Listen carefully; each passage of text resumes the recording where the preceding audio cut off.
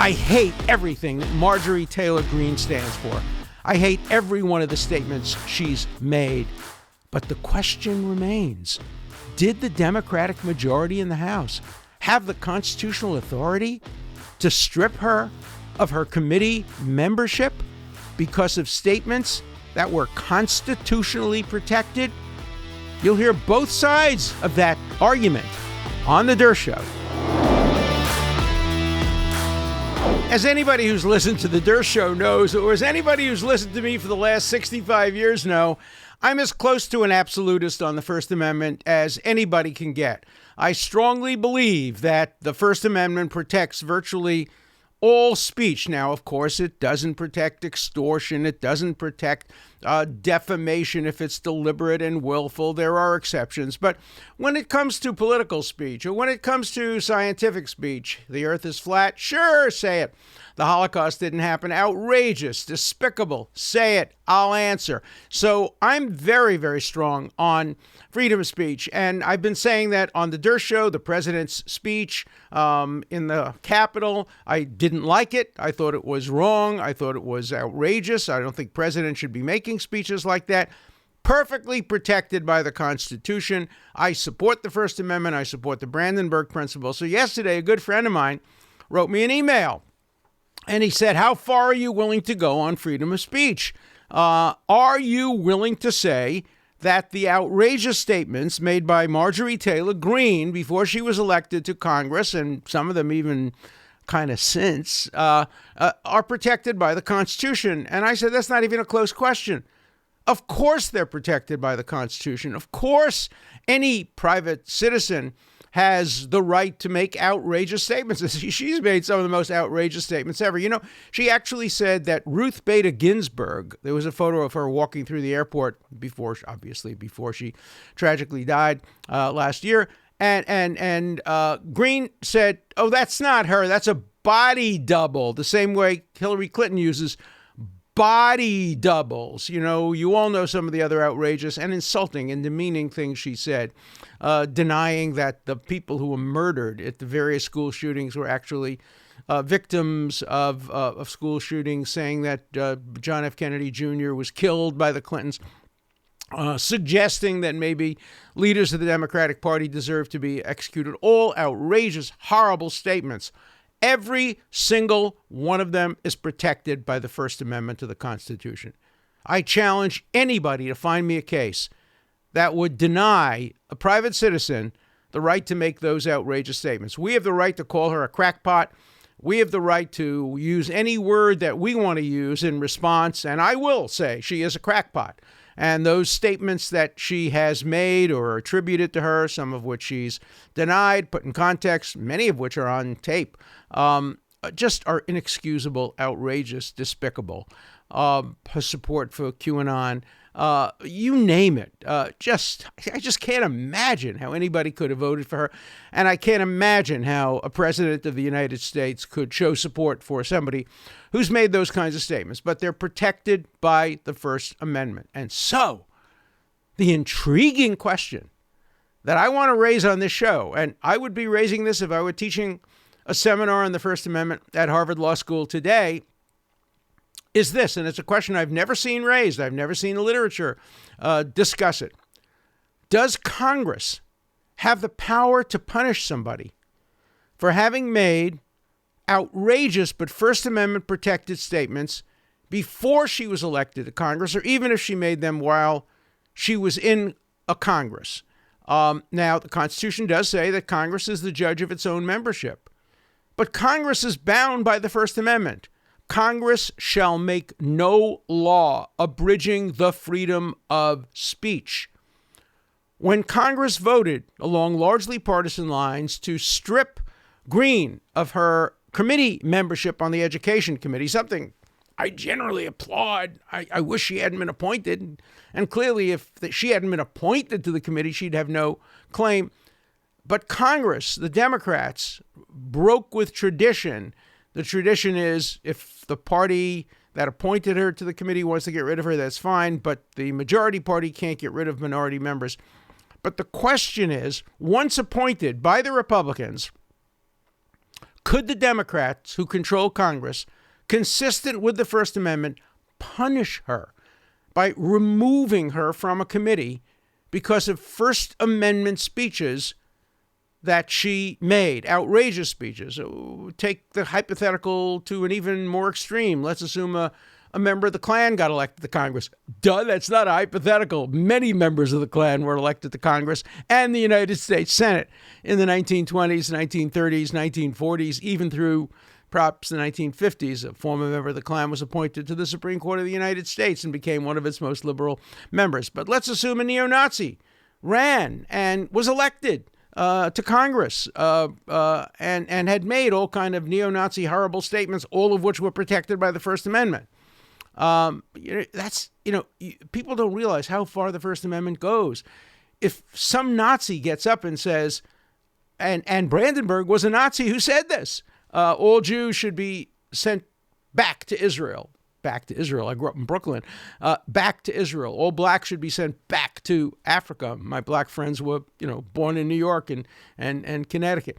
But if somebody were to say that, as Brandenburg did, that's protected by the First Amendment. You could even go further. You can say, if people say it's a good idea to, kill people, that's protected. That's advocacy. It's not incitement. So agree with me for the moment. Don't quarrel with me on this one. Agree with me for a moment that everything that Greene said was protected by the Constitution, protected by the First Amendment. Does the Democratic-controlled majority of the House of Representatives have the right to punish her? And nobody doubts that taking away a committee assignment is punishment. The courts have already ruled that that kind of act is punishment. If it were Congress voted to deprive me of my professorship at Harvard or deprive me of Social Security or something like that, that would be a bill of attainder. That would be unconstitutional. But it's complicated because Congress has enormous power over its own membership. It can expel a member, and it has expelled members. Not, in my experience, for anything they've said, but for things that they've done. Congress has expelled members who have been indicted, been prosecuted, been convicted, etc. And recently, a member of Congress was taken off a committee after that person was indicted for a serious crime. We know that current Congressman Hastings was impeached as a judge for having allegedly committed a serious crime and then serves in Congress now with distinction. Could the Republicans, if they take control of Congress in the future, expel or take Congressman Hastings off committees? That's the question. It's a very difficult question, and there's no obvious answer to it. There is a political dimension to the question. As I said, for the first time in modern history, according to a report in the New York Times today, the first time in modern history, the majority has stripped a member of the minority of committee membership. Generally, it's the party that appoints people to committees that can remove them from committees. But here, with the vote of a dozen or so Republicans, the Democrats removed her from a committee. The Democrats control the House. They can do anything. Literally, the Democrats, under the rules, not under the tradition, the Democrats could say that no Republicans shall ever serve on any committee of Congress as long as we control the House of Representatives. They could do that. And they took the first step toward that yesterday. It would be complete violation of the traditions of Congress. The tradition of Congress are when the House of Representatives divided 55-45 percentage in favor of the Republicans, Democrats this time. The Democrats get 55% of the seats on the committees and the chairmanship, and the Republicans get 45%. But the Democrats could, and the Republicans 2 years from now, if they control the House, could say, no.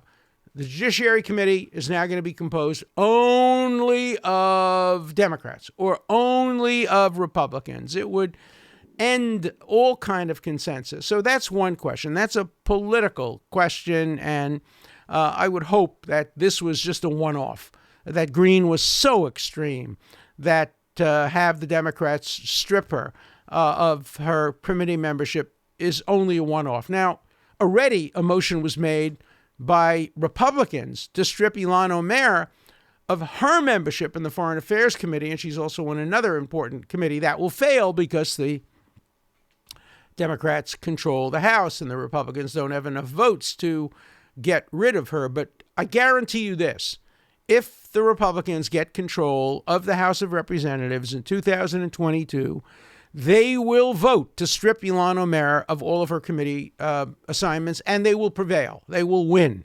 After all, what Omar has said, pretty outrageous. I mean, Jews control everything through their Benjamins. It's the Benjamins, baby. My God, what a horrible anti-Semitic statement. And then that Israel has hypnotized the world to protect itself from all the evil it does. Israel has hypnotized the world.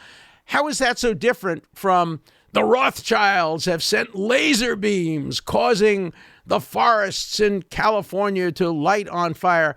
Both of those women in Congress have made outrageous statements. There's a big difference. Ilhan Omar made it when she was in Congress, number one.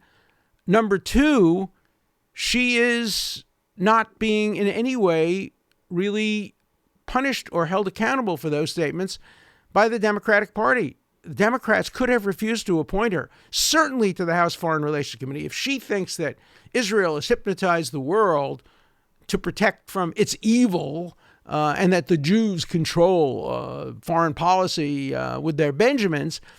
She certainly doesn't deserve to be on the Foreign Affairs Committee that deals with Israel and is supposed to deal with them in a fair way. Israel is one of America's strongest allies, but the Democrats are not going to do anything because their base would be very upset if they in any way punished Ilhan Omar. But the Republicans will. This is an invitation to the Republicans. And if they win in 2022, I guarantee you Ilhan Omar will not be serving on any committees. They will take revenge. Because the one thing we know about political actions taken by one party is that the other party will replicate when the shoe is on the other foot. So that's question number one. The more serious question and the more enduring question is, can Congress act in violation of the First Amendment? I read to you a couple of days ago the C- brief on impeachment and removal filed by my former student, Jamie Raskin, who says the First Amendment doesn't apply at all, with the words I'll underline, to impeachment proceedings. So does the First Amendment apply to punitive actions taken by the House of Representatives against one of its members for First Amendment activities and statements made before she became a member of Congress? I don't know that the Congress has ever considered that or if the courts have ever considered that.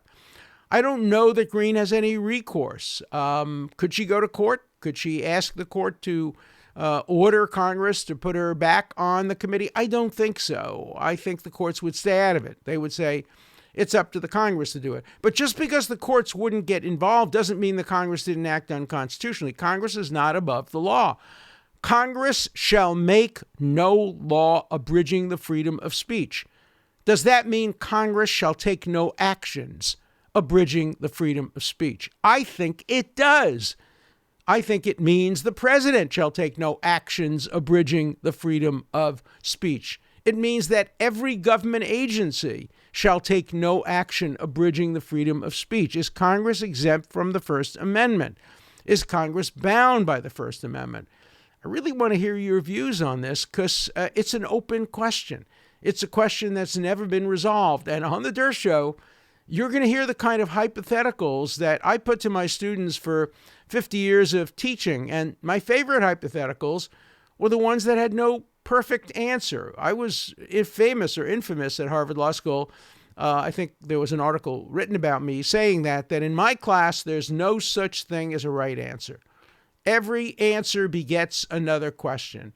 It's called the Socratic method. It's also the Talmudic method in the Talmud.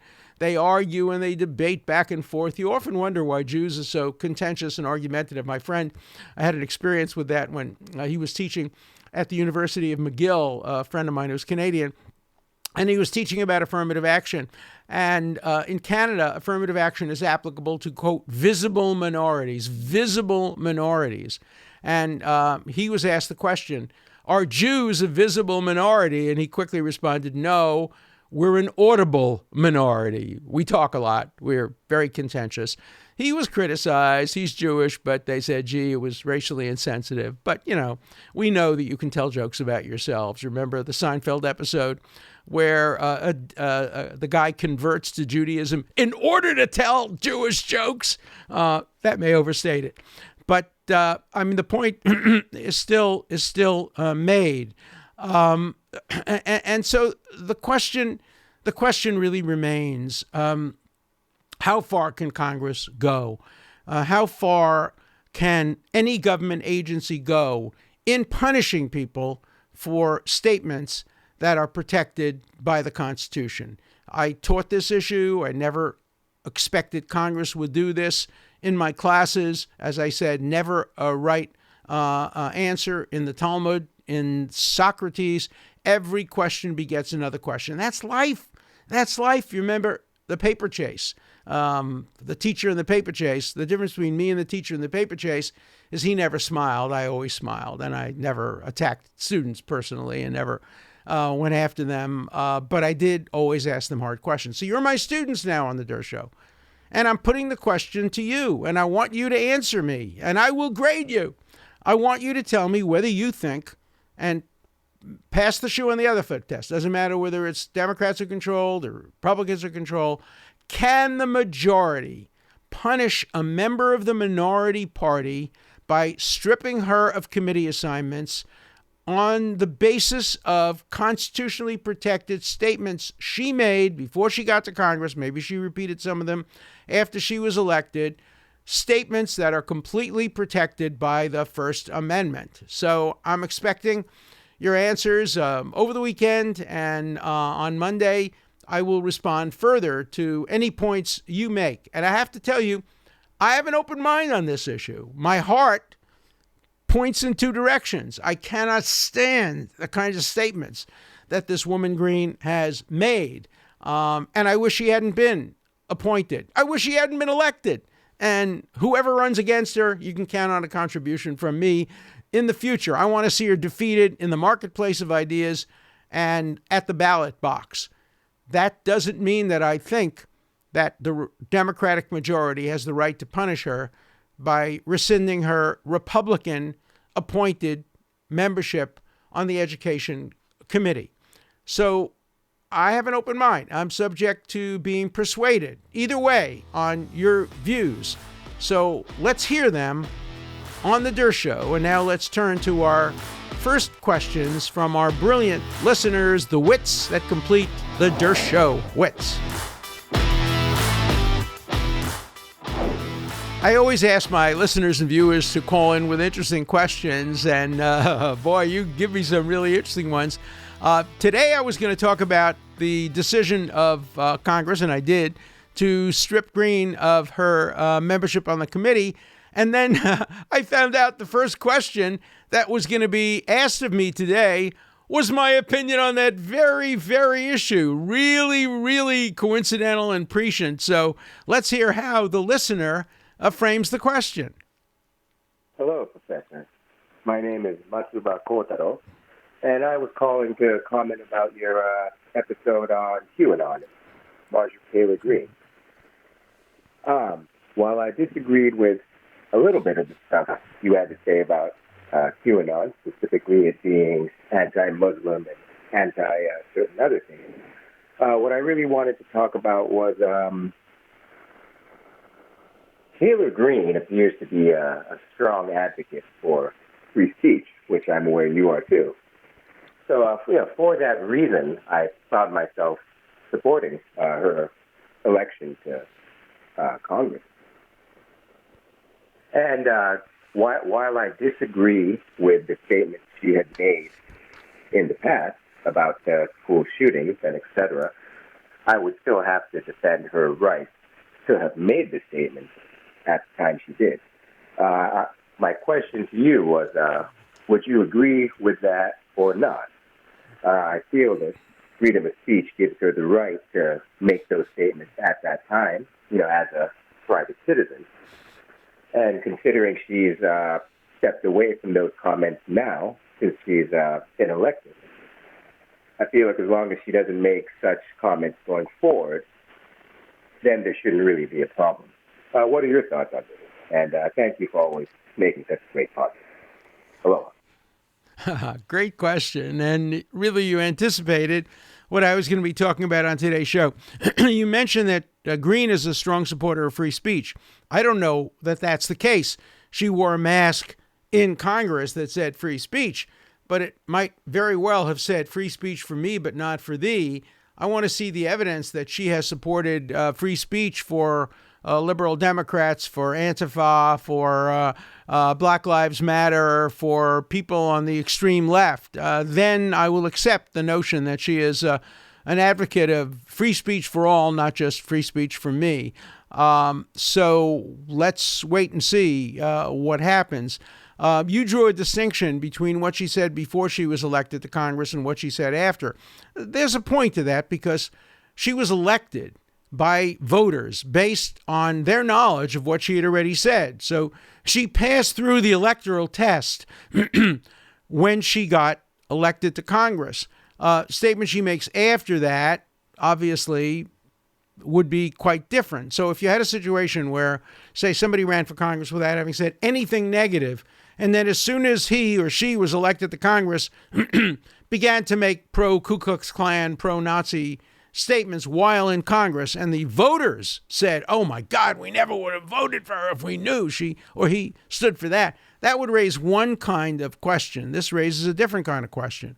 Also, there's the speech and debate clause of the Constitution that says that no member of Congress shall be required to answer questions in any other place about statements made either on the floor of Congress or on the way to and from a Congress. Whether those apply to statements made to the media outside, again, is a question. But that's the issue we're debating on the Dershow. So thank you for your great question. And please keep those questions coming. My name is John in California. I watched Noah Feldman on CNN yesterday, and he seems to believe still, although you successfully argued this in front of the Senate, that the president is beneath the law, that he doesn't have to meet the Brandenburg standard in order to be impeached for his speech on the 6th of January. Also, Mr. Feldman said that Bill of Attainder doesn't apply because in order to have a Bill of Attainder, you would have to have the Congress pass a law, the Senate approve the law, and the President sign the law for it to be a Bill of Attainder, which didn't make any sense to me. So I wonder if you could clarify those points in your show. Thank you. That's a great question. If CNN were a real network, they would have me on debating Noah Feldman, me on debating Larry Tribe. They used to have me on debating Jeffrey Toobin, but CNN doesn't believe in that. And they just present one side as if it's the truth.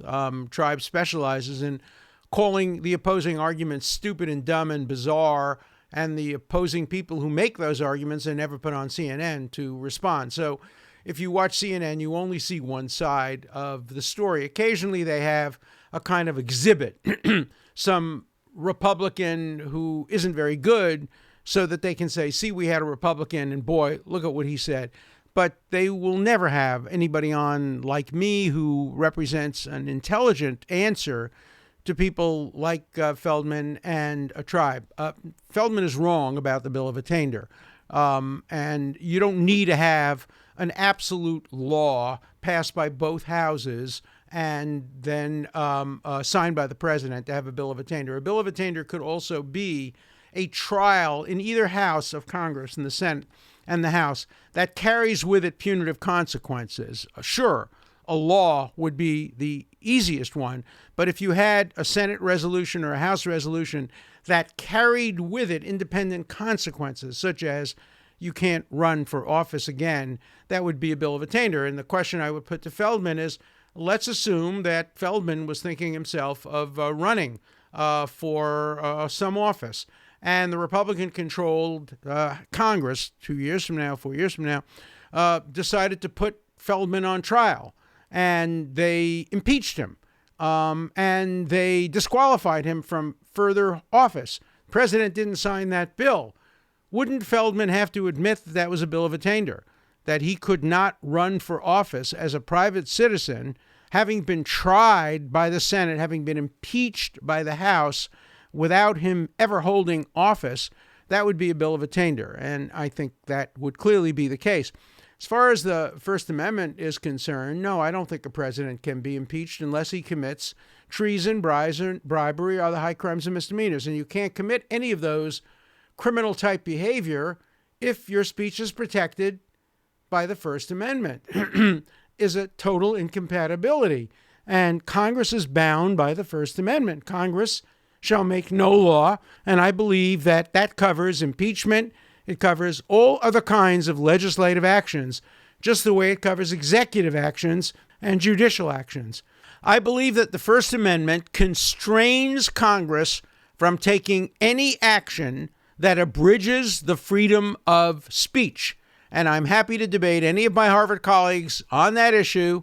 And they're all invited on this show to debate me, because CNN won't invite me to debate them, or won't invite any reasonable opponent to debate them. And what they present on the air often is just one-sided ipse dixit, the Latin for it just stands for itself. You don't have to hear opposing sides. Well, I think the American people want to hear opposing sides of all important arguments about the First Amendment. Hey, Alan, Keaton from Colorado here. I do have two questions, but I'm hoping that you'll forgive me, as I think you'll find them both interesting. So the first is, if Trump manages to get impeached, could he still run for office? The articles of impeachment prevent him from holding office, not running for office. Some have suggested that he run for office even if impeached, and see if the Democrats will deny the will of the people. Would the court also prohibit Trump from running again if impeached? Would the Supreme Court let that happen, essentially? And the second question is, given that Biden's mask mandate police were released into the public today, is there a constitutional argument against the mask mandate? If so, could it be applied against nudity? While I don't like the mask mandate, I think that requiring you to cover your face is just as constitutional as requiring you to cover your nether regions. Would love to hear your response. Thanks. Let me start with the second question first. I think that Congress could pass a mandate requiring the wearing of masks. I do not believe the president has the authority to mandate the wearing of masks. Presidents don't make the law. They enforce the law. Only Congress can make the law, and I think it would be constitutional to require people to wear masks in public, just like it's constitutional to prevent people from smoking in public. Your right to swing your fists ends at the tip of my nose. Your right to smoke cigarettes ends at the tip of my nose. You have the right to inhale, but you have no right to exhale. And wearing a mask not only prevents you from getting sick, it also prevents me from getting sick from you. And the first question you asked is if President Trump were to be, or former President Trump were to be impeached, and I think implicit in your question is, and also be disqualified, because that would be the only purpose of convicting him, disqualifying him. He would be disqualified from holding office. Would he be disqualified from running for office? Generally, you can only run for office if you're qualified to hold the office. For example, you can't run for president if you're 34 years old. Maybe you can run for it if you're 34 and will be 35 at the time you're sworn in. I think Biden, actually, when he first ran for the Senate, if I'm not mistaken, he was 29 when he ran for the Senate, but didn't take the oath of office until he was 30, which is required by the Constitution. But I think the answer is that you have to be eligible to hold the office if you run for office. Now, if he were to be disqualified, he could bring an action to court, or he could simply ignore it and say the Senate had no authority to disqualify me, I'm running, and if they want to stop me, let them go to court.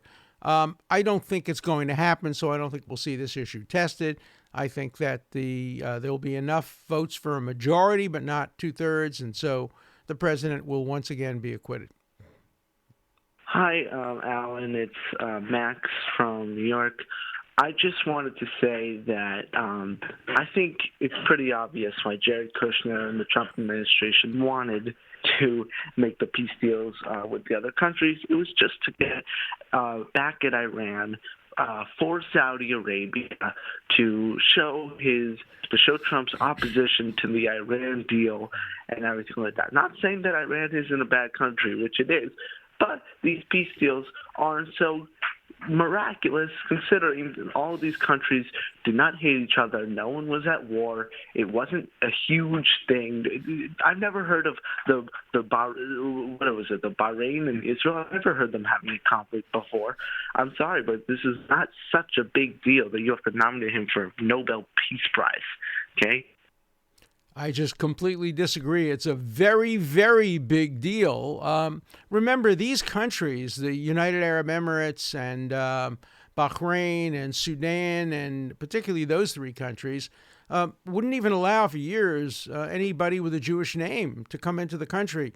You couldn't come into the country if you had an Israeli passport. These countries participated in the anti-Israel boycott. Some of them financially supported Israel's enemies, may have provided weapons to Israel's enemies. They were not in a hot war, but they were surely in a Cold War. So I think it's a big, big deal. I think the biggest deal is it sent a message to the Palestinians. You no longer have a veto over the peace process. You better come to the bargaining table because you're losing your power. You used to be able to say to the United Arab Emirates, don't have anything to do with Israel until they give us a state. You used to be able to say that to Bahrain. You used to be able to say that to Sudan. You used to be able to say that to Morocco. Maybe you can still say that to Saudis, but we'll see how long that lasts. So I think it's a big, big, big deal and a major, major breakthrough. Whatever the motives of the administration were, I think they were benign motives. I think they took advantage of the fact that all of these countries and Israel jointly fearful of Iran becoming a nuclear power. But that's just good diplomacy to take advantage of enmity between nations. The enemy of your enemy is my friend, or however those expressions go. So I stand by my nomination of Jared Kushner and Avi Berkowitz and David Friedman and Ron Dormer for the Nobel Peace Prize. I hope they get it. And if they do get it, I think it will help the Biden administration build on the Abraham Accords. Regardless of whether they get it, I think the Biden administration should, and I think it will, build on the Abraham Accords and hopefully get more Arab countries to normalize relations with Israel, which is good for Israel, it's good for the Middle East, and it's good for the world. Hi, Alan. Thank you for the great show. It's Andrew from Chicago. I have a few questions. President Trump was asked to testify by Congress. If they don't honor his First Amendment rights, why would they honor his Fifth Amendment rights? And I really feel bad about the degree of ad hominem attacks you've been receiving. It's shocking. In particular, great job on the nomination for the Nobel Prize. How do you think that's going to compete with Black Lives Matter being nominated, Stacey Abrams being nominated, especially in light of the Middle East peace process being eroded, such as granting the aid to the PLO, with the growing call for BDS and increasing antagonism towards that, the Abraham Accords. So thank you for that. And one last thing. I thought Dan Abrams was an honest broker. I'm wondering what caused the two of you to be more on opposite sides of the truth lately. It may go back to that ad hominem attack, but I'd be interested in learning more. Thank you again. Very good question on the Fifth Amendment. I actually litigated that case myself. I was representing somebody who was called in front of Congress to testify, and that person wanted to invoke their Fifth Amendment. And the chairman of the committee said the Fifth Amendment doesn't apply in Congress, and I challenged that and won. The Fifth Amendment does apply in Congress. The courts have now held that. As far as the Nobel Peace Prize, the Nobel Peace Prize is supposed to be for international matters, for peace between countries, for ending belligerency. Black Lives Matter simply doesn't qualify, nor does Stacey Abrams. Stacey Abrams has done a great job in getting out the vote, but maybe there should be another prize for civil rights, a civil rights prize or something like that. But to give a domestic organization or a person active in domestic politics the Nobel Peace Prize would open the door for every country to have people nominated for the prize who helped that country. That's not what Alfred Nobel had in mind. Does that mean they won't get it? It's certainly possible Black Lives Matter will get it. I think that would be a mistake, particularly in light of the fact that in its platform, it still calls Israel a genocidal and apartheid state, which is an anti-Semitic blood libel to call Israel genocidal when it has the best record of any country in the world faced with threats comparable to the threats it faces for complying with human rights, for applying the rule of law, and for protecting the rights and life of enemy civilians. So I think that would be a serious mistake, and I stand by my nomination of Kushner and the others. And let's see what happens. We won't learn that until October. Hey, great questions today. You anticipated some of the issues that I was going to put on the show. You've given me ideas for other shows, so please keep them coming. I want more wits for the Dershow. And so please keep listening to the Dershow and please ask me questions. An important part of the Dershow is your voice, your questions, your comments. Please call 24/7. The number is 216-710-0050. Keep your comments short and to the point. Again, the number for you to call 24/7 is 216-710-0050. Hard questions, criticisms, everything's fine. Just keep your questions short, and I'll answer them all on the Dershow.